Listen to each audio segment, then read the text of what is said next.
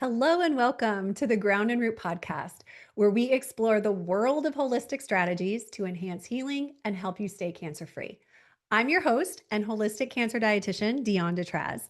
This podcast has been a very long time in the making. Years I've been wanting to put a podcast out there, and we are finally here. I am so excited to have you and to finally be sharing it with you.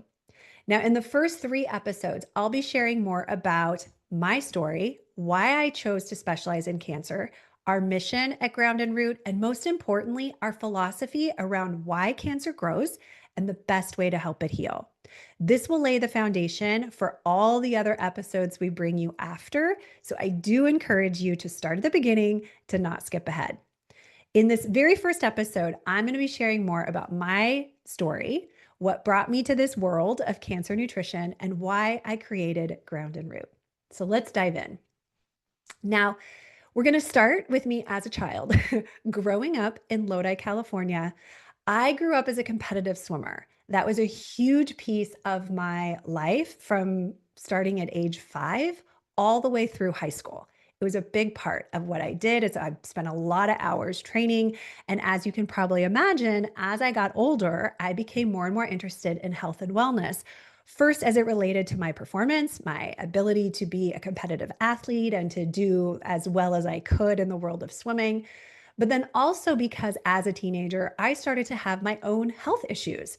Thankfully, it wasn't as serious as cancer, but I had issues with my skin, with acne. Once I started bleeding with my periods, my menstruation was all over the place. With headaches, I had chronic headaches ever since I was a little kid. And I took it upon myself to try to understand and learn more about why some of these things might have been happening. Now, during this time, even as a teenager, is when I was first introduced to the world of cancer. I watched my grandpa get diagnosed with cancer and pass away from his cancer. Then in my early 20s, the same thing happened with my uncle. I watched him get diagnosed and not survive his cancer. And during this time in my 20s, as I was going into university, I thought I wanted to become a doctor. I was interested enough in health and wellness that I thought that would be the best use of my talents and my work in the world is to become a physician. So I enrolled in university as a pre-med student and taking all the science classes and all the things. But on my own, I was just devouring everything I could find, mostly books from the health food store, because back then we didn't even have Whole Foods yet, right? Like it was tiny little health food stores. And I would just go in and devour the books around natural health, holistic healing. I loved Dr. Andrew Weil's book. His first book, Spontaneous Healing, was like my Bible in my 20s. I enrolled in a college yoga class. I started to learn yoga. I started to experiment with my diet and taking vitamins and different things, just self-teaching because I was personally interested. As I learned more, I started to seek out other providers to help me. I started working with a naturopath and a Chinese medicine practitioner, an acupuncturist to help me remedy my own health stuff and saw it work firsthand. I decided to actually get my first degree in human physiology. And thankfully, at my university, they had a minor program in holistic health.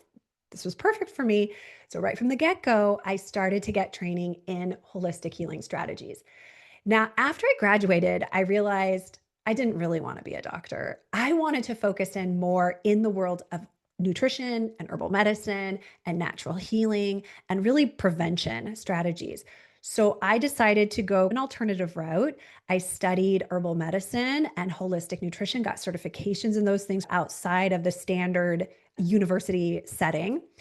And during this time, really wanting to work more and more with people, a little nervous in my 20s to start my own private practice. So I decided I needed to blend the two. It's like, how could I take this work and bring it into the mainstream? I was fortunate enough to get a job at Kaiser Permanente, which is a huge like medical institution in California. If you live in California, you know what I'm talking about. And I got a job in their health education department, which was amazing. I got to teach classes and do employee and worksite wellness events and cooking classes. And it was just so perfect for me. I decided to go back to university and get a second degree in dietetics. so I could become a dietitian and work at Kaiser, work in the hospital, and bridge these two worlds, bridge what I was learning about holistic healing and natural medicine and nutrition with standard medical nutrition therapy. So this is what I did. I went back, I got my degree, second degree. I went to Houston, actually, Texas, to do my internship in dietetics. I spent 6 months there interning at different institutions and honing my skills. During this time, I was fortunate enough, not knowing that I was going to specialize in cancer at some point, to get an internship at MD Anderson Cancer Center. I spent several weeks there following their dietitians in their integrative medicine clinic too, and really seeing firsthand the power nutrition and food and lifestyle support had on someone moving through a cancer journey. I was so just enthralled with what I saw and the sheer difference that it made in these people's lives. That when I finished my internship and came back to California, came back to Kaiser, I started working as a dietitian at Kaiser. And one of the first things I did was go to the oncology department at Kaiser and said, we need to work together. Like, this could really help the people who are moving through treatment. Thankfully, they were on board and we started a collaboration, which was incredible. I got to teach classes and work with people and talk to people while they were getting their infusions. And it was such meaningful work. I had no idea that this is what I was going to specialize in. And yet here we were. Now, during this time, it was around 2012, my dad actually was diagnosed with cancer. And he was diagnosed with non-Hodgkin's lymphoma. I was already collaborating and working with the oncology department. So even though, of course, it was scary to have that it happen to my dad, right, in my family, I knew that I could help him through it. I could take everything that I had been doing for the patients at Kaiser, everything I had been learning, everything I had seen at MD Anderson Cancer Center, and bring it to my dad's program. I drove home to go with him to his very first oncologist appointment. I told the oncologist what I did, what I wanted to do with my dad. Thankfully, he was completely on board, and we got him started on a diet and supplement plan to complement the 6 months of chemo that he was going to move through. This experience, doing it firsthand with someone, is very different than just helping people like secondhand as their provider. Walking hand in hand with my dad through this journey was very eye-opening. And I was really validated to see how much this helped him. He had such good energy. He was able to keep working throughout all 6 months of chemo. And it's a pretty intense chemo, like the standard of care for non-Hodgkin's lymphoma. It's typically RCOP, and it's a lot. It typically has a lot of side effects. My dad had very little side effects. He had great energy. He kept working. He just did surprisingly well. And other than his bald head, honestly, you wouldn't have even known he was like going through something as serious as cancer. Once he finished his 6 months of treatment, his follow-up scans showed no evidence of disease in his body. So for all intents and purposes, this was a real success. My dad did very well. He got through the cancer journey. There was no more cancer seen in his body. We were able to integrate, right, the world of chemotherapy with nutrition and supplements and some lifestyle strategies, and he did fabulous. So we all left that experience in, I guess he finished, this was like 2012 to 2013, feeling really empowered. Okay, great. We did this. I'm going to keep doing this work. I know this helps people. And my dad just went back to his life. He kept some of the principles in place. He kept some of the supplements and dietary principles in place, but then like we just forgot about it. Other than him going in for his scans every 6 months, every time he went in, it was still clear. Everything still looked great. So we moved forward. Now, during the next few years, quite a bit shifted for me. I went from Kaiser to an integrative medicine clinic in San Francisco for the University of California, San Francisco, their Osher Center. I got to spend several years there working as part of an integrative team, which was just an incredible experience. And really, for me, like the epitome of what I had hoped to do, right, is to truly blend these two worlds into helping people in such a deeper way.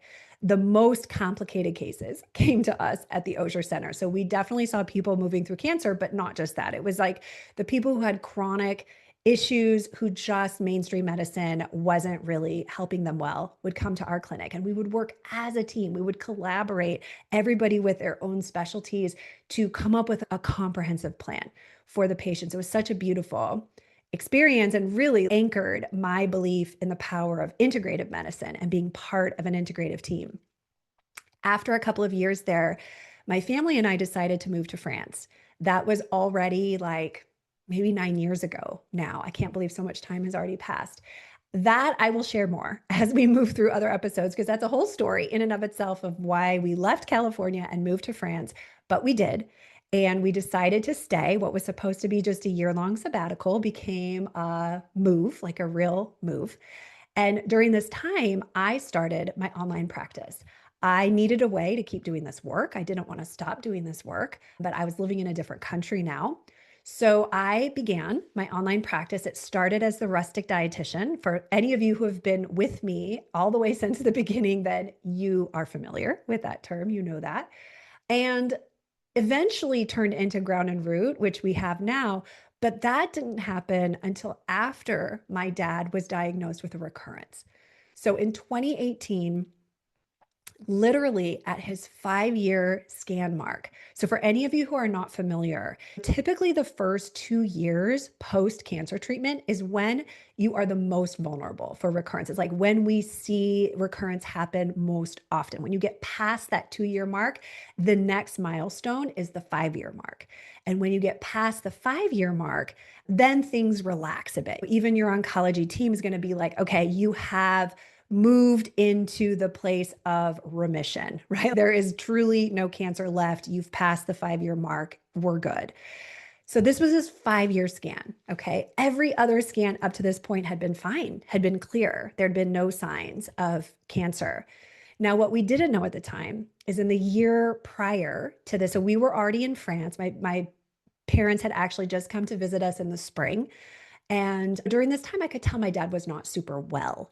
He had various issues. He had very low energy. He was having issues in his foot, just different things that could have been red flags if I had known at the time to look for them. But of course, I didn't know that.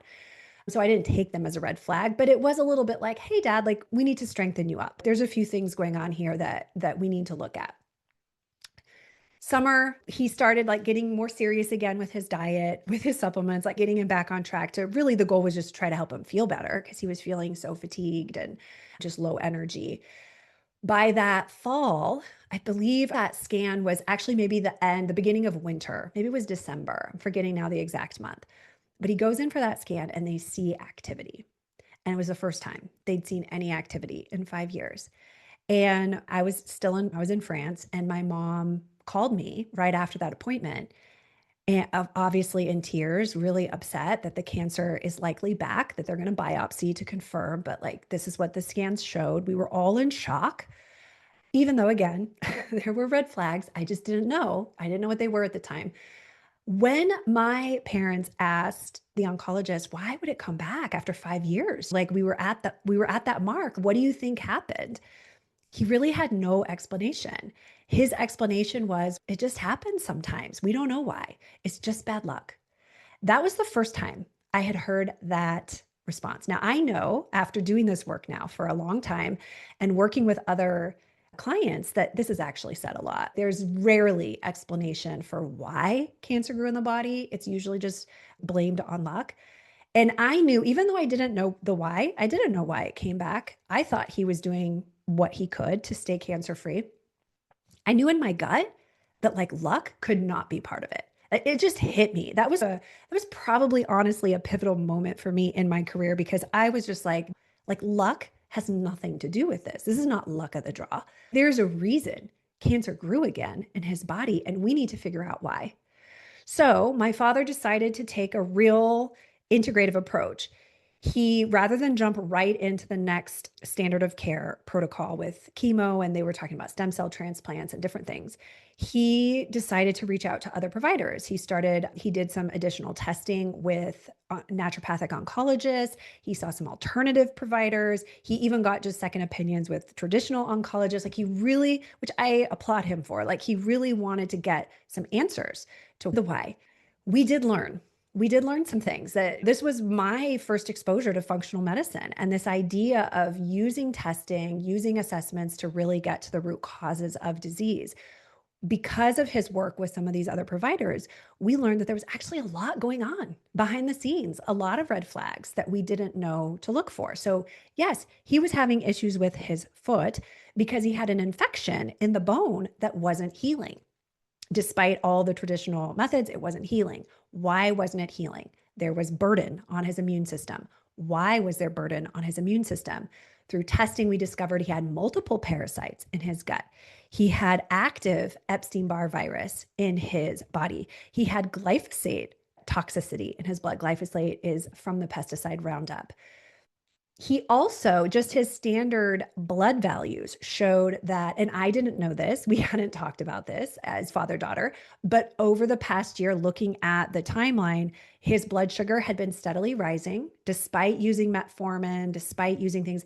My dad has a history of inflammatory issues. Like before cancer, there was rheumatoid arthritis, there was diabetes, there was a heart attack. Like my dad had a series of serious inflammatory events that occurred before he got his initial diagnosis with cancer. Again, this is important information to know now as a root cause functional dietitian. But again, at the time, I didn't know.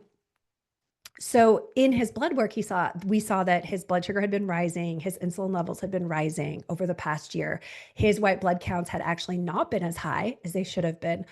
All of these things were clues that his body was struggling and his primary defense against cancer, the immune system, was struggling. That was a major red flag that we didn't know to look for. So over the next year and a half, he explored many different types of treatment. I, again, walking side by side with him, I did take a couple trips home to be there, but it was obviously challenging being in France while he was going through this. We got to see a lot of different approaches to how to help him try to heal this recurrence. Now, unfortunately, my father did not survive his recurrence. He passed away in 2019. And after that year and a half of just going through this with him and really learning so much about cancer, way more than I had known before, I 100% committed myself to serving people going through cancer. I had not specialized exclusively in cancer. I was working with people, but I saw people with a lot of different types of inflammatory issues. And after my dad passed away, I was like, nope, this is it. I am only going to work with people with cancer. I'm going to spend all my time studying this and learning and testing and implementing with clients. And that is when I changed our name to Ground and Root Cancer Nutrition. That is when I went all in and dedicated myself to bringing this information to you and to really, like I said before, changing the statistics on cancer. So for any of you who have already listened to the trailer, you know, I mentioned it in there, but nearly 1 in 2 people will be diagnosed with cancer in their lifetime. Cancer rates in people under 50 have increased nearly 80% over the last 3 decades.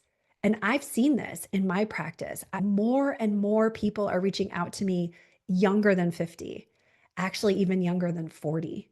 My youngest client so far was 28, diagnosed with metastatic breast cancer, and I've had several others, 28, 29, 30. So I'm seeing this even in just my little slice of the world, but definitely statistically, we're seeing this even more so since 2020, since the pandemic, since COVID. There are reasons for this, okay? This is not random. This is not coincidence. This is not luck. One of the things I really believe is that if we understand the why, then we can prevent it from happening. And that is what we're going to spend a lot of time talking about here on this podcast. Cancer is still the second leading cause of death worldwide. So we're all going to be touched by it if you haven't already. And frankly, these statistics are just unacceptable to me. Like, I don't see Western medicine really trying to change these numbers. I see them really focused on treatment. Treatment is not the same as healing. Treatment is important. I'm not discounting that. I am a believer in treatment, but there's a lot of different styles of treatment. And treatment is only one piece of the equation when we think about true and complete healing. That is also what we're going to spend time talking about on this podcast. Because if we understand what's really behind it, If we understand the why, if we understand those red flags, if we know what to look for, then we can take steps to change the outcome, right? We can take steps to actually change the environment in the body that is allowing the cancer to grow. And we can reduce these rates. Our mission at Ground and Root is to reach over 1 million people and to change these statistics. I know it's a lofty goal, but I totally believe it is possible. If, again, by understanding the reasons and then knowing how to shift the environment in the body to make it less hospitable to cancer, we can 100% change these statistics. And I know that this podcast is going to help us reach our mission, which is why I'm just so thrilled to finally be here and finally be doing this, and so happy that you're here listening. So if you're on board, if you're like, yes, this resonates, I 100% agree with your sentiments, and I want to learn more. Maybe you even want to become an ambassador of this information. You can learn and then share it with the people you love, share it with your family, share it with your friends, share it with your community.